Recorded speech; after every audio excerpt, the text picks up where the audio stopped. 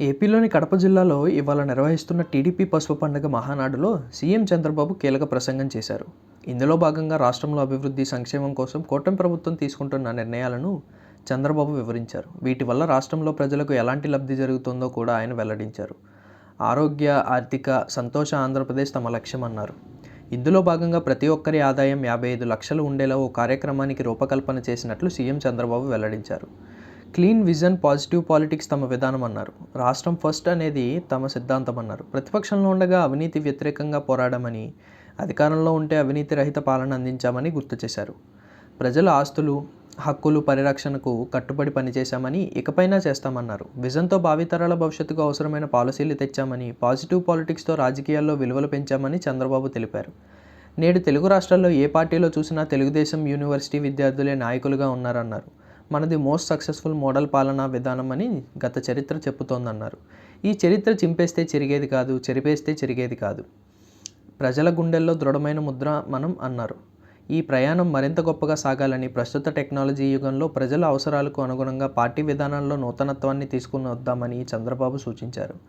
ఆ దిశగా కడప గడ్డపై జరుగుతున్న ఈ మహానాడులో చర్చించి నిర్ణయాలు తీసుకుందామన్నారు. మరో 40 ఏళ్లు పార్టీ బలంగా నిలబడడానికి అవసరమైన ప్రణాళికను రూపొందిద్దామన్నారు. దీనిపై ఇప్పటికే లోకేష్ కొన్ని ఆలోచనలు చేస్తున్నారని, వాటికి ఈ మహానాడులో తుదిరూపు ఇద్దామని తెలిపారు. అనంతరం మంత్రి నారా లోకేష్ కీలక ప్రసంగం చేశారు. ఇందులో భాగంగా ఆయన పార్టీ తరపున 6 శాసనాలను విడుదల చేశారు.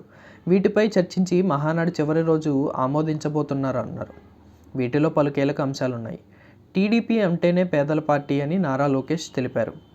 ఈ సందర్భంగా 6 శాసనాలను ఆయన ప్రతిపాదించారు. ఇందులో మొదటిది తెలుగు జాతి విశ్వఖ్యాతి, రెండవది యువగలం, మూడవది స్త్రీశక్తి, నాలుగవది పేదల సేవల్లో సోషల్ ఇంజనీరింగ్, ఐదవది అన్నదాతకు అండగా, ఆరవది కార్యకర్తే అధినేత. ఈ 6 శాసనాలపై ఇవాళ రేపు చర్చిస్తారు.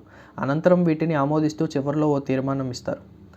తెలుగు జాతి కోసం పుట్టిన ఏకైక పార్టీ టీడీపీ అని మంత్రి నారా లోకేష్ తెలిపారు. సమాజంలో మహిళలను చులకనగా చూసే పరిస్థితి మారిపోవాలన్నారు. తెలుగు జాతి కోసం పుట్టిన ఏకైక పార్టీ టీడీపీ అన్నారు. తమకు అధికారం కొత్త కాదని, ప్రతిపక్షం కొత్త కాదని కార్యకర్తలకు తెలిపారు. అయితే మారుతున్న కాలానికి తగినట్లుగా పార్టీ కూడా మారాలన్నారు. 58 మంది మొదటిసారిగా గెలిచిన ఎమ్మెల్యేలు ఉన్నారని గుర్తు చేశారు. మెగా డిఎస్సి ద్వారా 16,347 మంది కొత్త ఉపాధ్యాయులు రాబోతున్నారని విద్యామంత్రి లోకేష్ తెలిపారు. గత ప్రభుత్వంలో అసెంబ్లీ సాక్షిగా తల్లులను అవమానించారని ఆవేదన వ్యక్తం చేశారు. పేదరికం లేని సమాజం టీడీపీ లక్ష్యమని లోకేష్ తెలిపారు.